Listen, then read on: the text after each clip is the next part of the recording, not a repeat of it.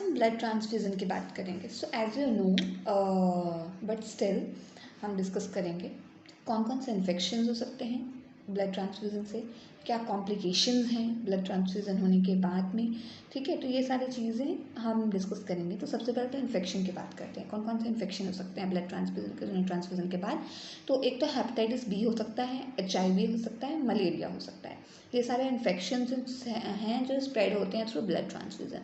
And complication कौन सा है, तो मोस्ट कॉमन कॉम्प्लिकेशन जो हमारी ब्लड ट्रांसफ्यूज़न के बाद आती है वो होता है हमारा एंटीजन एंटीबॉडी रिएक्शन। कई बार रिएक्शन आ जाता है, हो जाता है।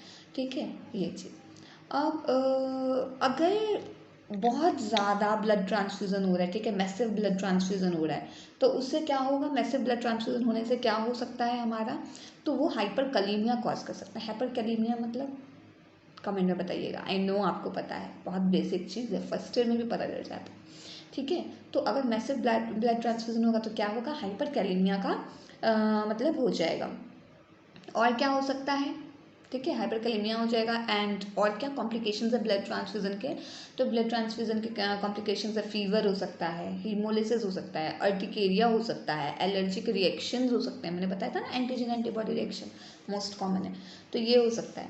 अगर इनकम्पैटिबिलिटी होती है, ठीक है, मतलब मिसमैच ब्लड होने की वजह से, ठीक है, तो क्या हो सकता है, पायरेक्सिया रिएक्शन हो सकता है। अगर इनकम्पैटिबिलिटी होती है, मिसमैच कर जाता है ब्लड, तो हमारा क्या हो सकता है, पायरेक्सिया रिएक्शन हो सकता है। ठीक है, अब मैं एक बात बताती हूँ, आपको पता होगा ना, हम लोग प्लाज्मा स्टोर करके रखते हैं।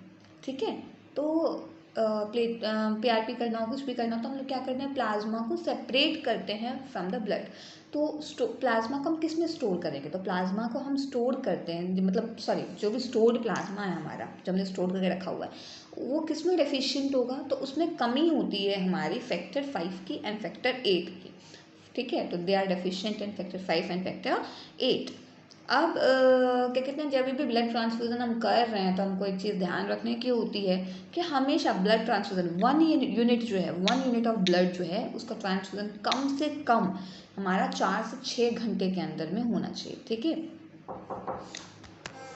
कम इन, हाँ, तो ब्लड ट्रांसफ्यूज़न हमारा कितने में, मतलब 1 यूनिट ऑफ ब्लड जो है वो हमारा कितने देर में होता है, 4 to 6 आवर्स में होता है। उसके बाद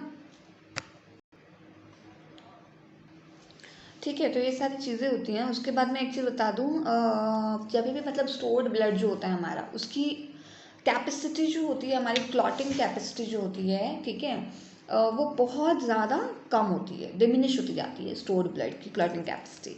अब हम बात करते हैं, तो एज यू नो, आपने सुना है SAGM ब्लड के बारे में। SAGM ब्लड क्या होता है, SAGM ब्लड होता है हमारा, हमने प्लाज्मा सेपरेट कर लिया, प्लाज्मा सेपरेट करने के बाद में जो ब्लड बचता है उसको हम SAGM ब्लड बोलते हैं, from which plasma is removed, जिसमें से प्लाज्मा रिमूव कर दिया गया है।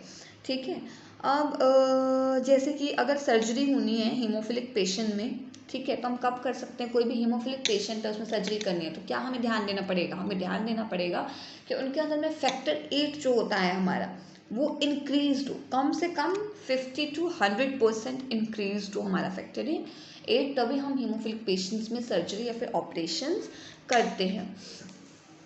इसके बाद as I told you before कि हमेशा ब्लड ट्रांसफ्यूजन बहुत स्लोली करते हैं। 1 यूनिट ऑफ ब्लड को कम से कम जो है हमारा मतलब 4 to 6 आवर्स के अंदर में ही हमको उसको करना होता है। ठीक है, तो मैं एक चीज़ और बता दूं, अगर हमने रैपिड इन्फ्यूज़न कर दिया तो क्या होगा, अगर हमने ब्लड ट्रांसफ्यूजन रैपिडली कर दिया तो क्या होगा, तो हमारा पल्मोनरी एडिमा होने के चांसेस रहेंगे, इसलिए हमें कभी भी रैपिडली इन्फ्यूज़न नहीं करना चाहिए ब्लड का।